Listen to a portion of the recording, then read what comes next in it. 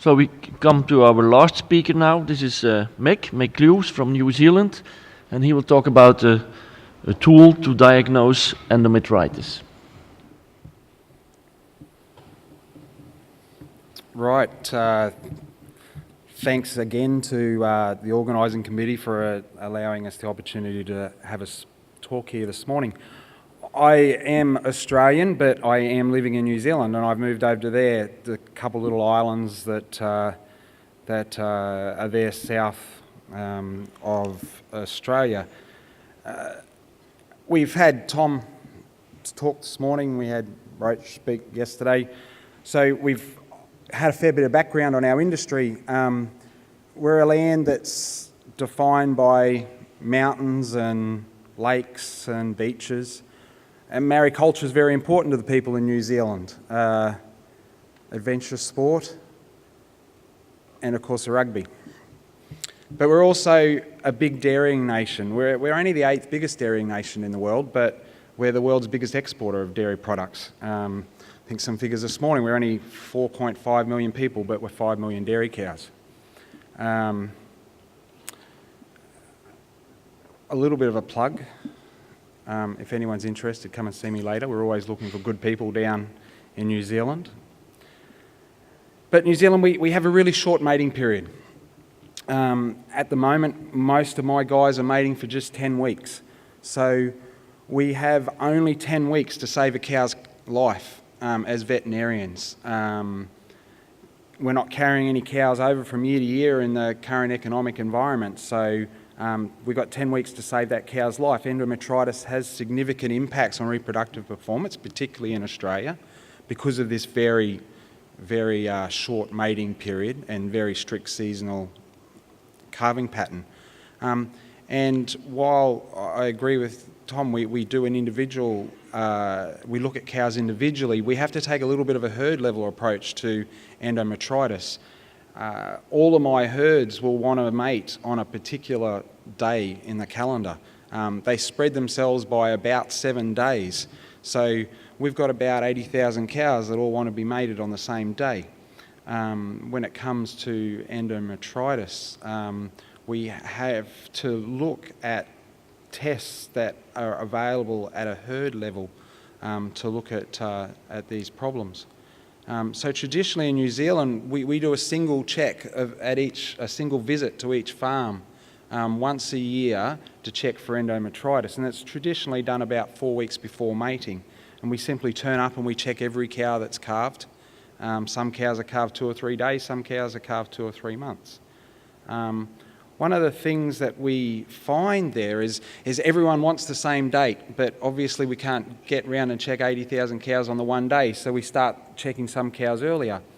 When we go earlier, we find higher rates of endometritis than the herds that we check late. And it's always a conundrum for us. If we go earlier, we're over-treating some cows that would potentially cure themselves, and if we go late, are we missing opportunity to cure cows that we could have cured and saved the life of? So the aim of this study was to determine if more aggressive endometritis detection and subsequent treating of those cows at multiple visits had an impact on the reproduction and the reproductive outcome at a herd level. So we use the Metricheck device. It's a New Zealand invented device, but I think, and talking to a few people over a pint last night, not everyone's heard of it, but basically we turn up at the visit, usually at milking, certainly at milking on rotary dairies in herringbones. It may be at milking, or it may be a visit straight after milking. The Metricheck device itself, for those who haven't seen it, it's a 45 centimetre long stainless steel rod with a hemispheric hollow tip.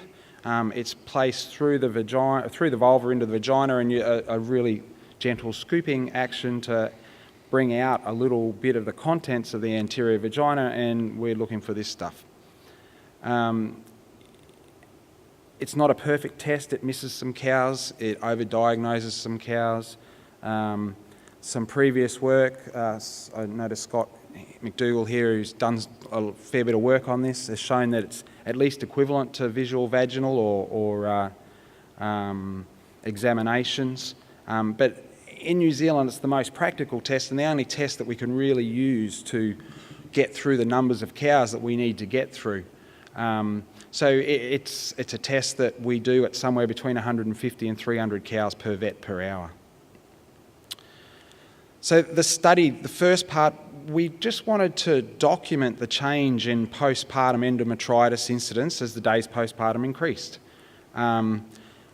We did this by going to the farms at 21-day intervals.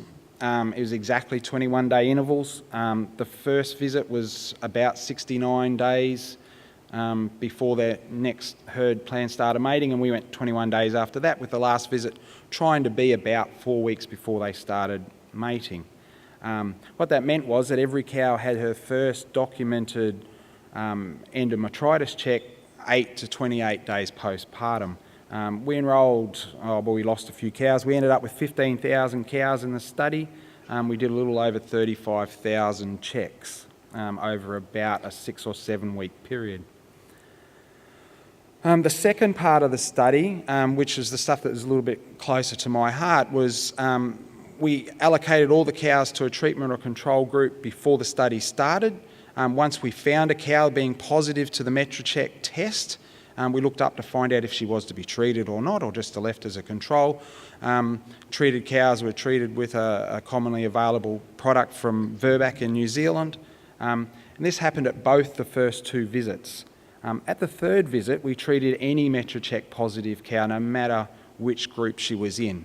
So just so that we've got this clear, in the treatment half, all the cows had up to 3 opportunities to be checked and treated, depending on their calving date.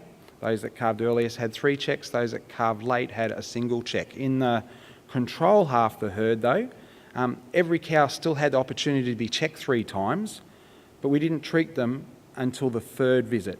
And we only treated the cows that were positive at that third visit, so earlier results were ignored.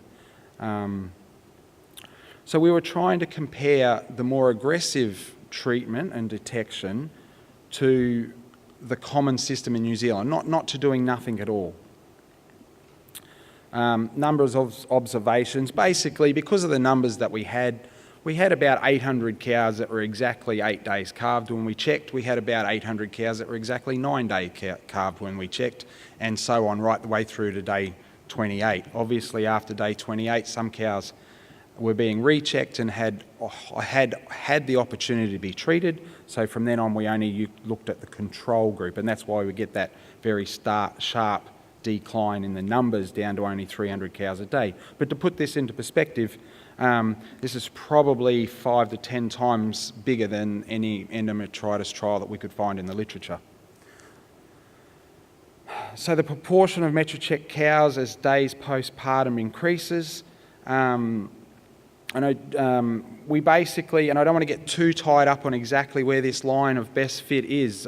John Roach was a little bit critical of some work that had been done in the past in other areas around joining dots, and I can certainly understand that, and we were just really looking for the pattern. But what we found there was that there was this period from 8 to 18 days postpartum where we didn't really see a change in the rate of endometritis that we detected with the Metricheck device, followed by a period of rapid decline, and then another period where it didn't seem to change much. We looked at very quickly breed or age. I wasn't even going to include these slides until someone asked me about it last night, as to whether the relevance of the New Zealand system and the New Zealand cow would go across to a North American or a UK cow. So we did actually break this up by breed, and we used a whole heap of categories. It's not really that important, other than to say that it ranged from pure Jersey through to pure North American Holsteins, and basically it's pretty messy. But there was no influence of breed. It didn't seem to matter what breed they were. It didn't seem to really matter what age they were, with the exception of the 2-year-olds. But I will say, with the 2-year-olds, there was a compounding factor of a couple of these herds that had large numbers of heifers did have problems with calvings in their particular group. So I'm even just a little bit reluctant to say that even the age was significant in this. So when we magnified this 8 to 28 day period, we come up with some algorithms that are in the abstract. I'm not going to go through them. I'm not going to argue the toss exactly where that line goes, other than to say there was this period, 8 to 18 days, where we did get a sort of sweet spot where the endometritis incidence didn't decrease. And that kind of was in line with previous work that showed that 7 to 21 day period was really important. Part 2, we've just got a little sneak peek at some of the early results from whether actually doing anything about this endometritis made any difference. We looked at the Metricheck results when cows were re-examined 21 days after having a Metricheck positive event. So the cows that we found to be positive with the Metricheck device, we went back 3 weeks, we looked at their results when we went back 3 weeks later and checked to see if they were still positive.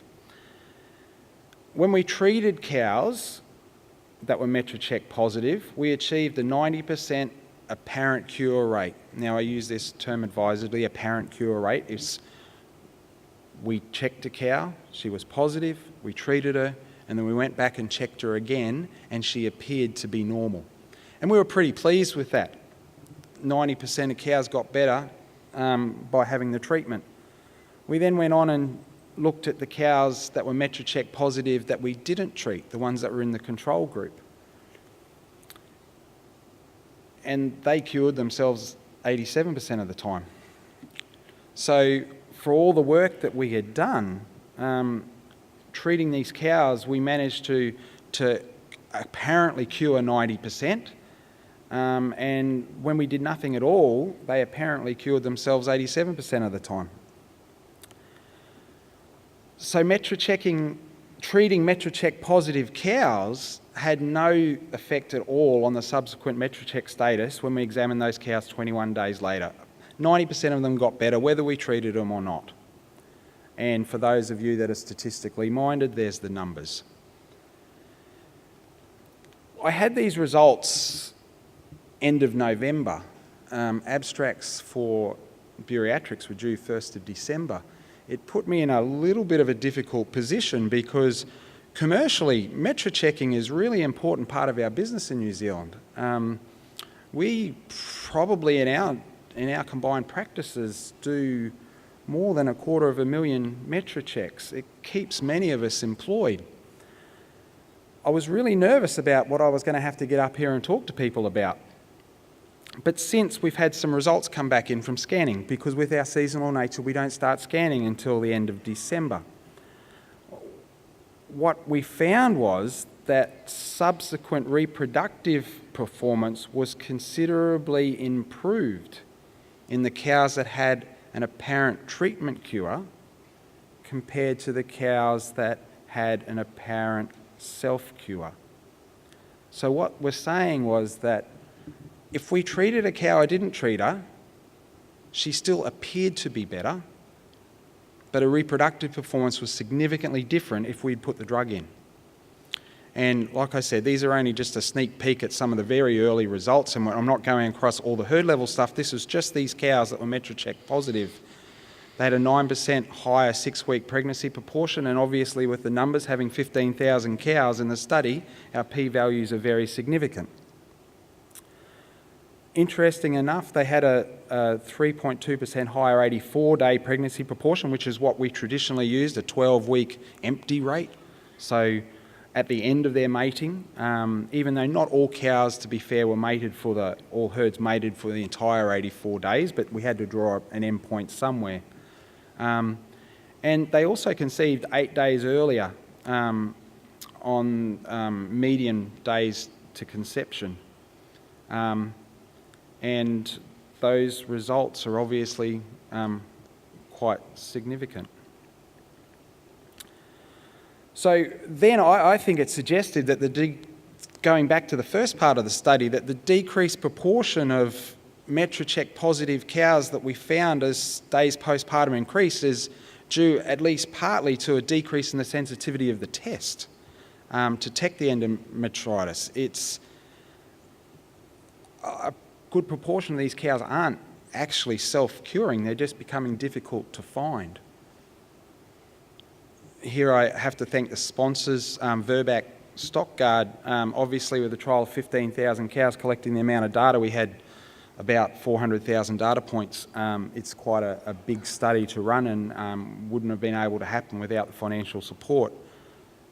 The take-home message is checking cows 8 to 19 days postpartum period is the best chance of detecting endometritis with the Metricheck device, and I believe it's probably going to hold true for whatever method of detection that you use.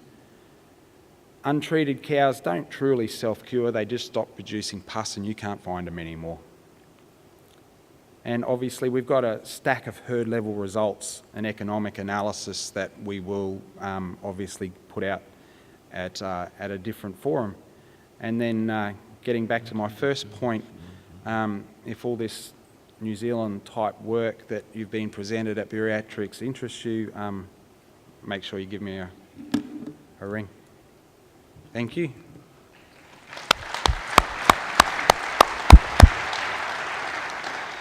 Thank you, Mick. Interesting data, so I can imagine that there are questions. Yes, please. Stefan Borchert from Germany. Is there maybe an interaction between the time of diagnosis and self-cure? So the earlier you diagnose, probably more cows self-cure? Yes, that was definitely the case. I suppose self-cure, I'm only using the apparent self-cure, and yes, we've got all this data and we haven't looked into. I've got enough numbers in this trial to actually look and say, is that apparent self-cure a real self-cure in that 8 to, if I could certainly break it down into week intervals and have plenty of power to actually answer those questions. But like I said, this is a trial that we've only just finished collecting the data on, and we haven't got to the space where we're able to break that down just yet. But I imagine it's something that we probably will publish or talk about again in another forum. So sorry I don't have that for you today. Thanks. Yep. Yes, please. Mika Shout, UCD. Thank you very much. It was a great talk. Actually, I did quite similar research. So I compare Metricheck with the actual uterine health. So I compare uterine scores. There was like scale that John Mee actually proposed. And then I compare with Metricheck scores. So what we found out at the sensitivity of Metricheck was like around 60%. So now you actually you point out fertility performance with the pregnancy rate.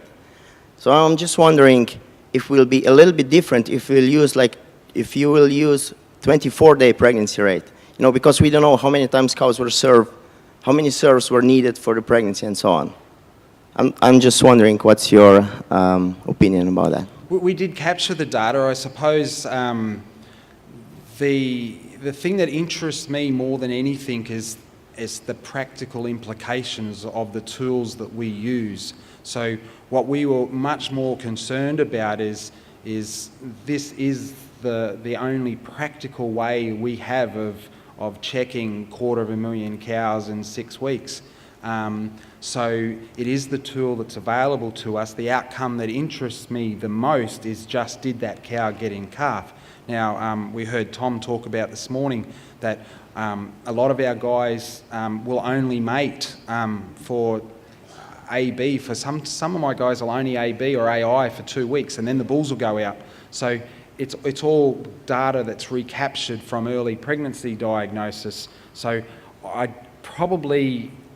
would have a subset of data that we could look at that from, but I suppose our main interest was just in that reproductive performance at the end. Thank you. One final question, please. Okay. Takeshi Osawa, University of Miyazaki, Japan.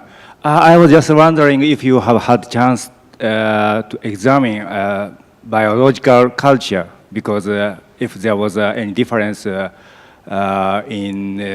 biological result identified by bacteria that between the self-cured cows by doing nothing and self-cured cows by treating. Yeah, so the short answer is no, and it was not one of the things that we were interested in. We were strictly interested in how we could use a quick diagnostic tool to be able to work out if we could get a better reproductive outcome. Now, we did talk, one of the previous questions was around Metricheck or uterine scores and Metricheck scores. We did capture all that data. And yes, we did find a difference. The cows that had higher levels of pus, we did see a bigger difference. The combined data was used from any cow that had even the smallest fleck of pus. So for pus, we defined as anything being white or yellow. So mucopurulent discharge that had even the smallest white fleck of pus in it was considered to be positive and was included in the results, and treated or not treated. We certainly, on these numbers, didn't do any bacteriological stuff at all. And while I do appreciate people who do work on at that level, our interest was much more at the herd level, because of this very strict seasonal calving pattern that we have. We don't have the ability to use that data in any other way. So. Okay, thank you. Okay, thank you. Thank you, Mick.